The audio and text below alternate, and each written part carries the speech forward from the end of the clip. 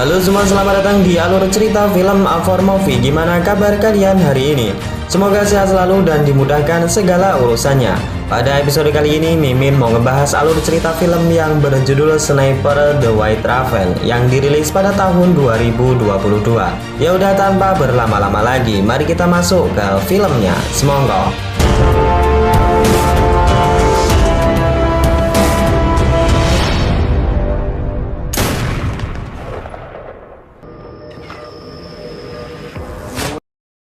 Film dibuka dengan memperlihatkan sebuah pondok milik pasangan suami istri yang bernama Revan dan juga Lisa. Diketahui mereka memilih untuk tinggal berdampingan dengan alam karena dilatar belakangi konflik perang Rusia dan Ukraina. Sedikit penjelasan jika Revan dan juga Lisa ini adalah warga asli Ukraina. Revan sang suami bekerja sebagai seorang pengajar di sebuah sekolah, sedangkan Lisa adalah seorang seniman yang hobinya melukis hewan-hewan di alam liar.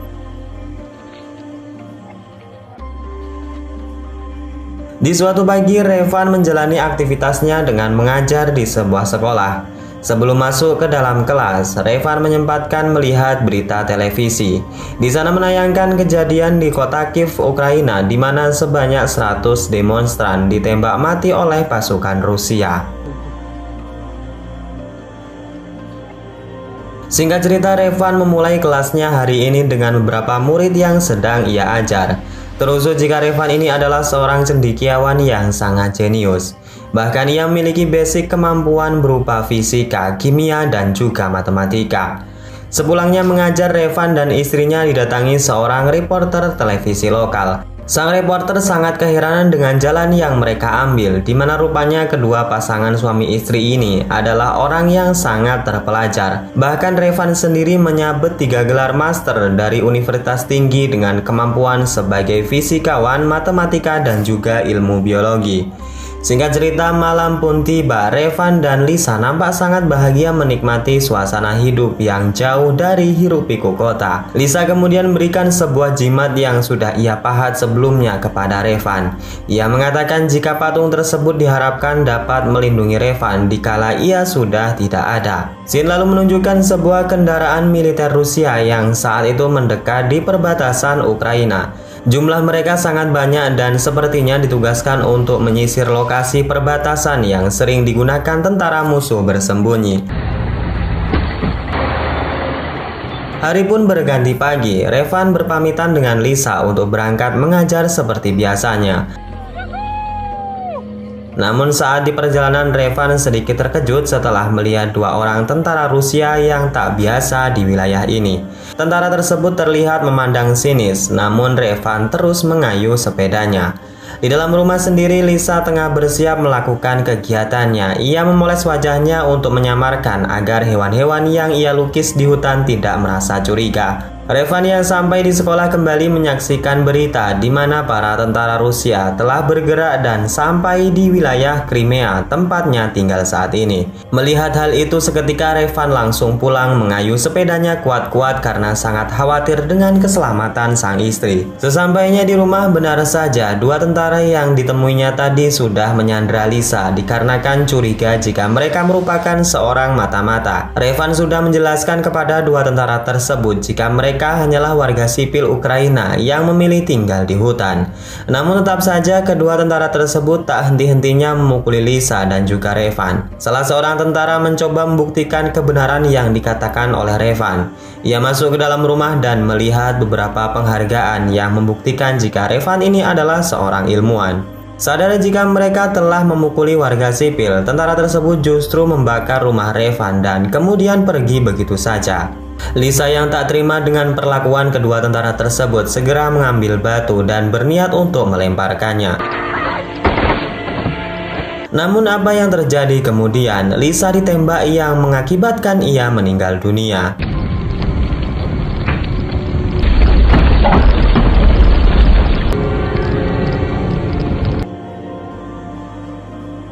Keesokan paginya, Revan dan Lisa ditemukan oleh 2 orang yang mengaku mereka adalah pejuang rakyat Ukraina. Revan memakamkan jasad istrinya di bawah reruntuhan rumahnya yang sudah menjadi abu, dan ia sendiri dibawa oleh kedua tentara tersebut.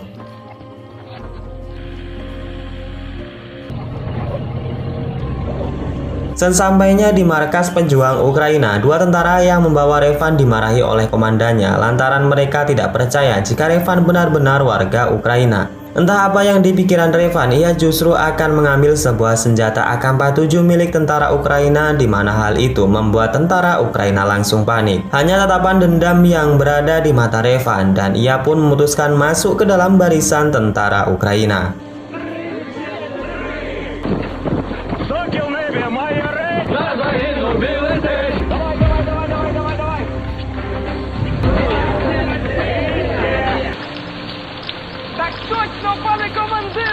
Selama di camp militer, Revan yang hanya memiliki skill berhitung kerap diremehkan oleh pelatihnya. Apalagi Revan sangat jarang, bahkan tidak pernah berurusan dengan yang namanya senjata api. Namun ketertinggalan ini segera dikejar oleh Revan. Ia terus berlatih dan tak ingin menyerah sampai di sini, karena tujuannya adalah membalaskan dendam kematian istrinya kepada tentara Rusia.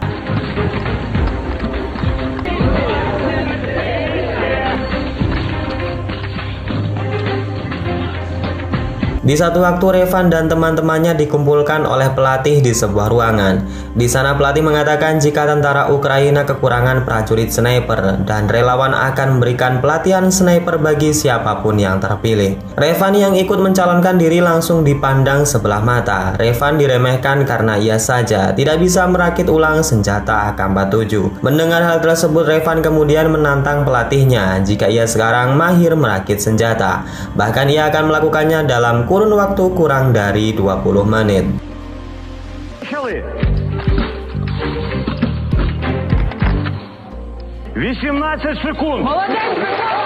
Singkat cerita, Revan dan beberapa tentara diterima dan dipindahkan ke tempat pelatihan sniper khusus. Hal yang pertama mereka terima dalam camp tersebut adalah pelatihan sniper oleh seorang tentara senior sniper Ukraina. Film kemudian berlanjut saat Revan dan teman-temannya dibagikan senjata sniper berjenis SFD. Namun saat giliran Revan, pelatih justru memberikan senjata jadul tak sama dengan teman-temannya. Lagi-lagi nih guys, Revan mendapatkan ketidakadilan di mana latar belakangnya sebagai seorang guru sering diremehkan di satuan militer. Singkat cerita, para calon-calon sniper mendapatkan pelatihan pertama. Pelatih mengatakan seorang sniper harus tetap tenang dan tidak boleh bergerak meskipun di tengah pertempuran. Untuk itu, seorang sniper tidak boleh terkejut ataupun gugup saat mendengarkan bunyi ledakan meskipun di jarak yang sangat dekat.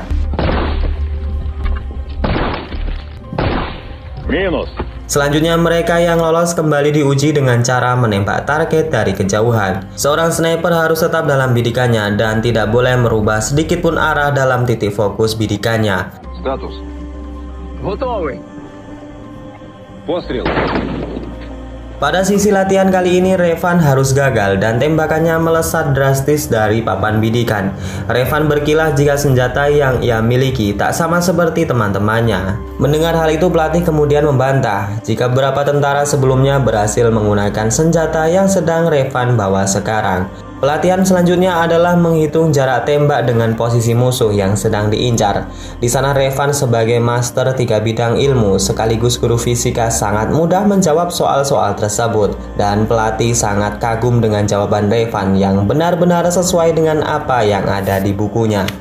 Высота БТРа. Надо відповідь. Спробуй. Відстань до КАМАЗа 493 метри. Непогано. Pelatihan selanjutnya adalah menembak di waktu malam hari. Sesi latihan ini adalah yang terakhir, di mana nantinya yang akan menentukan seorang sniper akan ditugaskan.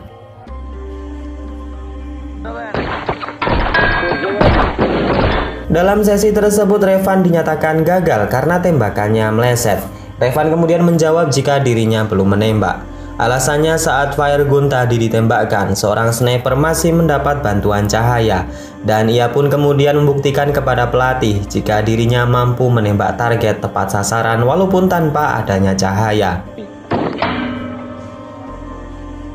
+3, Ворон. Keesokan harinya Revan dan teman-temannya yang sudah berlatih dikumpulkan. Di antara mereka terdapat Kim yang masuk ke dalam satuan 2, Dunay masuk di dalam satuan 3, Revan yang masuk ke dalam satuan 1 atau pasukan utama sniper Ukraina. Film kemudian berlanjut saat kolonel dan kapten pasukan Ukraina tengah menyiapkan strategi menghadapi pasukan Rusia yang masuk ke dalam wilayah mereka. Pasukan sniper dan penyerbu dikerahkan lantaran senjata dan artileri mereka yang terbatas. Tugas mereka adalah merebut kamp pasukan Rusia yang berada di perbatasan, yang nantinya akan dilewati oleh mobil pengantar balistik dan persenjataan untuk Ukraina.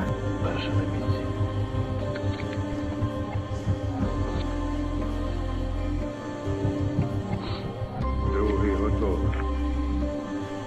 400 метрів. Плюс. Saat hendak menyerang, mereka dikejutkan dengan datangnya sebuah mobil warga sipil. Terlihat kekejaman tentara Rusia di mana warga sipil tak bersalah dihentikan dan dijarah barang bawaannya. Tim sniper kemudian memberikan aba-aba dan serangan yang tak terduga pun dimulai.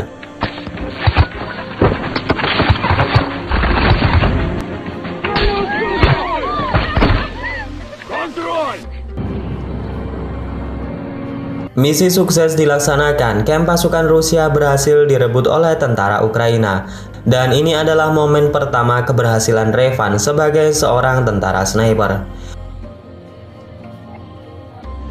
Di lain sisi kita diperlihatkan seorang sniper Rusia yang kala itu sedang mengintai musuh. Terlihat dua orang sniper Ukraina mencoba untuk melewati sebuah perbatasan. Namun sniper Rusia yang sudah lama berjaga di wilayah tersebut mengetahui pergerakan musuh. Ia pun merekam aksinya sebelum pada akhirnya ia melepaskan sebuah tembakan yang begitu dahsyat.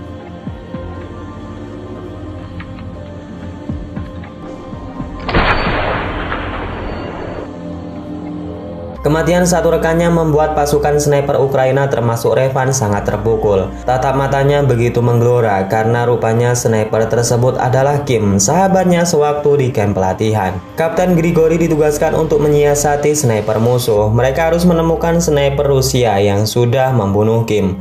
Tugas ini semakin sulit di mana senjata yang dibawa adalah senjata berat yang bahkan sebuah kendaraan berlapis baja dapat ditembus dengan mudah. Revan dan pasukan penyerbu kembali ditugaskan untuk mencari sniper Rusia.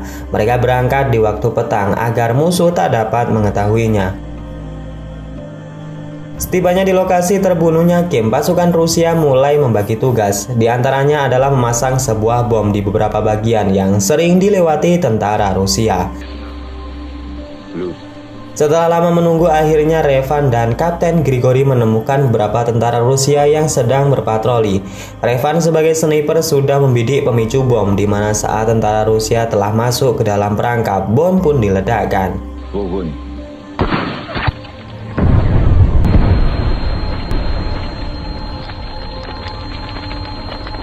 Keberhasilan demi keberhasilan misi telah diselesaikan oleh Revan, seorang sniper ulung yang sebelumnya diremehkan banyak orang.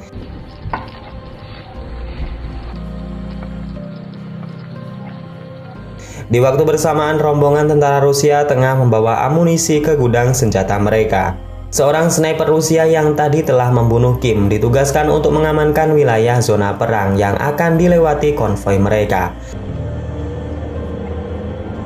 Scene kembali ke Revan dan Kapten Grigori, di mana mereka lebih dulu sampai di zona perang yang akan dilewati konvoi pasukan Rusia. Namun Revan yang kala itu bertindak sebagai sniper melihat dua orang pembunuh istrinya yang sedang berada di sana. Revan sangat emosi dan hendak membunuh mereka. Namun Kapten Grigori mengingatkan jika tugas mereka bukan membunuh dua orang tersebut. Revan yang sudah kepalang emosi tak lagi bisa menahan dirinya. Ia pun melepaskan tembakan yang mengakibatkan posisi mereka diketahui musuh. Kapten Grigori harus tertembak oleh sniper Rusia. Revan yang seorang diri sekarang harus mati-matian membawa Kapten Grigori di tengah serangan mortir yang terus menghujaninya.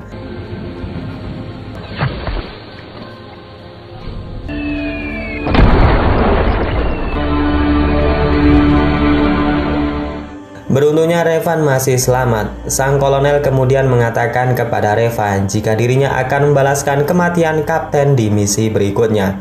Revan sangat menyesal karena sadar jika kematian pelatihnya tersebut adalah karena ulahnya. Andai saja ia menuruti perintah dan tidak terpancing oleh emosinya, mungkin Kapten Grigori belum tewas dalam misi ini. Berlanjut di mana Revan kembali mendapatkan misi untuk merebut sebuah pembuangan sampah yang disinyalir menjadi tempat Rusia menyembunyikan senjata nuklir.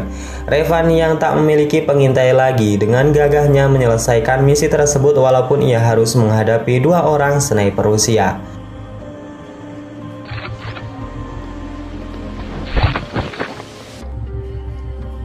Suka.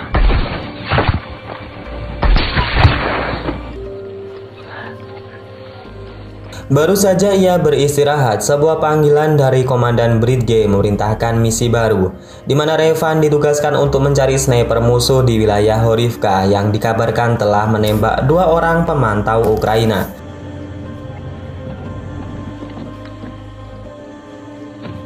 Setelah sampai di markas Ukraina, Revan dan tim sniper lainnya mendapatkan instruksi dari sang kolonel. Sosok sniper Rusia yang sebelumnya telah memakan banyak korban telah diketahui identitasnya. Dia adalah Seri, seorang sniper yang sangat mematikan dari Rusia. Dalam setiap aksinya, Seri menggunakan sebuah peluru berkaliber besar dengan akurasi tembakan sejauh 1,5 km. Bahkan dalam aksinya ia sudah menghabisi 5 orang sniper termasuk Kapten Grigori. Tugas mereka adalah merebut bekas kilang minyak yang digunakan Rusia sebagai gudang senjata. Besar kemungkinan jika sniper Rusia termasuk Seri tengah berada di sana. Dan kemudian setelah instruksi tersebut selesai, misi pun kemudian dijalankan.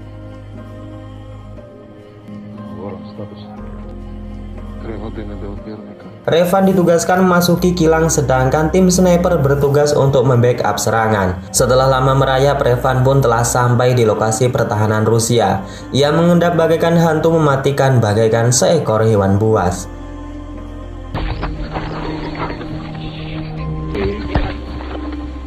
Sekarang giliran pasukan sniper di mana mereka telah membidik masing-masing kepala targetnya. Dengan aba-aba dan tembakan senjata mesin, pasukan sniper Ukraina pun melesatkan tembakannya tanpa diketahui oleh Seri dan sniper Rusia yang berada di dalam gedung.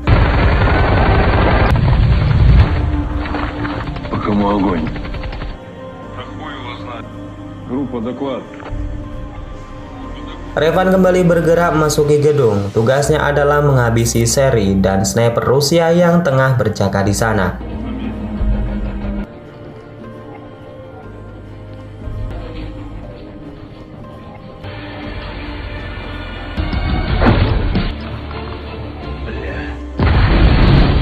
Dengan kecerdikannya, Revan berhasil menghabisi Seri dan meledakkan 1 orang sniper lainnya. Pertempuran tak habis sampai di situ di mana pasukan Rusia tiba-tiba datang ke wilayah tersebut.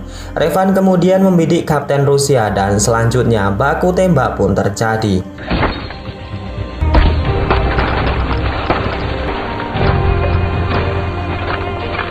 Singkat cerita, pertempuran dimenangkan oleh pasukan Ukraina. Revan kemudian meminta izin untuk pergi sebentar di mana rupanya kilang minyak tersebut tak jauh dari tempat tinggalnya dahulu.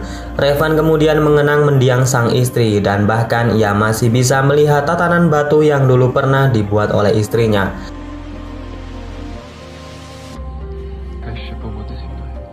Dan di akhir cerita, Revan kembali lagi mendapatkan tugas-tugas yang berat. Terlihat ia sekarang dalam mode kamuflase salju. Hal ini membuktikan jika Revan sampai detik itu masih belum terkalahkan dan ia terus ditugaskan untuk menghabisi sniper-sniper Rusia yang dapat membahayakan pasukan Ukraina. Dan kemudian film ini pun selesai. Oke guys, segitu aja alur cerita pada episode kali ini. Semoga kalian suka ya dan dapat mengisi waktu kosong kalian. Saya Najah undur diri. Wassalamualaikum warahmatullahi wabarakatuh.